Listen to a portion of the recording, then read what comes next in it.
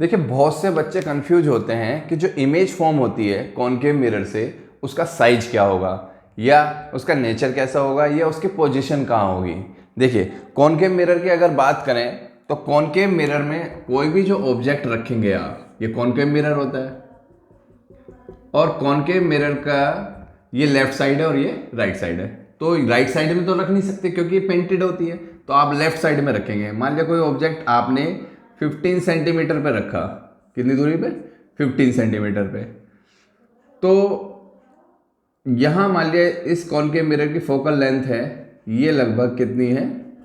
10 centimetre है। कितनी है? 10 सेंटीमीटर फोकल लेंथ है। क्योंकि फोकल लेंथ भी निगेटिव है, क्योंकि लेफ्ट साइड में इसलिए निगेटिव होगी। और ऑब्जेक्ट की पोजीशन कितनी है? यू से रिप्रेजेंट करते हैं -15 सेंटीमीटर हुआ। अब आपको इमेज का क्या देखना है? Position of image.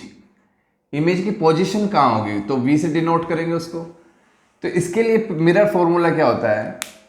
1/f equal to 1/v plus 1/u। 1/f यानी कि 1/-10 v रखा और u की वैल्यू हुई -15। 1/v इक्वल टू हुआ, इसको यहां जाके क्या हो जाएगा? प्लस हो जाएगा। तो 1/-10 -15 इक्वल टू माइनस का 10 माइनस का 15, ये माइनस माइनस प्लस हो जाएगा और 10 और 15 का एलसीएम आया 30। तो 10 3 जा माइनस माइनस प्लस, 15 2 जा 30, 2 1 जा 2, वैल्यू आई है -1/30। इट मीन्स v की वैल्यू आई -30। -30 से पता लगता है कि ऑब्जेक्ट की जो इमेज बनेगी वो 30 centimetre in front of the concave mirror. यहाँ लगभग इसकी इमेज बनेगी, यहाँ इमेज बनेगी इसकी 30 सेंटीमीटर इधर, माइनस का मतलब लेफ्ट साइड में बनेगी। तो ये तो पोजीशन आपको पता लगी 30 सेंटीमीटर।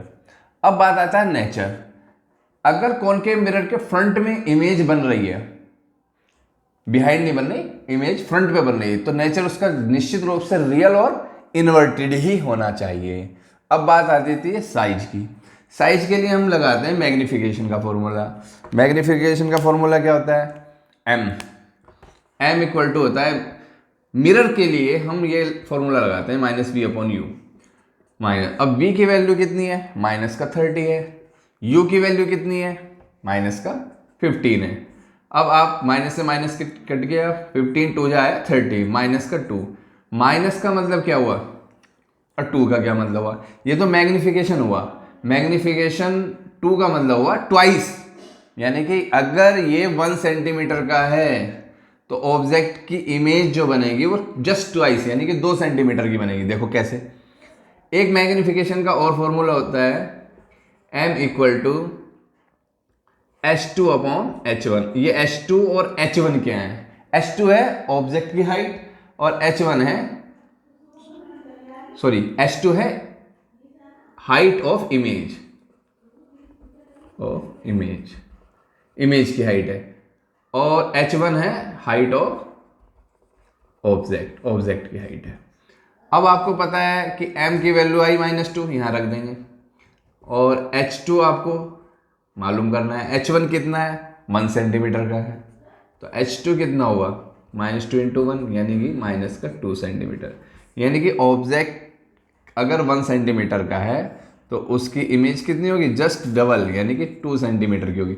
माइनस का मतलब क्या हुआ? बिलो द प्रिंसिपल एक्सिस, नीचे की तरफ। आपने ग्राफ का भी पढ़ा होगा, तो ग्राफ में ये x एक्सिस होता है और ये y एक्सिस होता है। x एक्सिस के अबव जो वैल्यूज होती हैं वो क्या होती हैं? पॉजिटिव होती है। x एक्सिस के बिलो जो वैल्यूज होती हैं वो क्या होती हैं? माइनस में होती हैं। ऐसी y एक्सिस के आप इधर जाएंगे तो कितना होगा? प्लस होगा, और y एक्सिस के इधर जाएंगे तो माइनस होगा।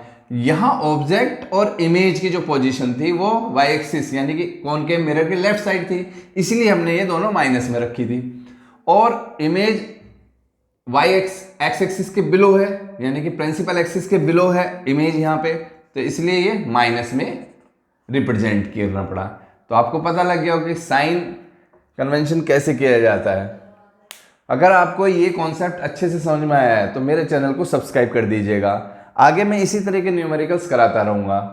Thanks for watching this video.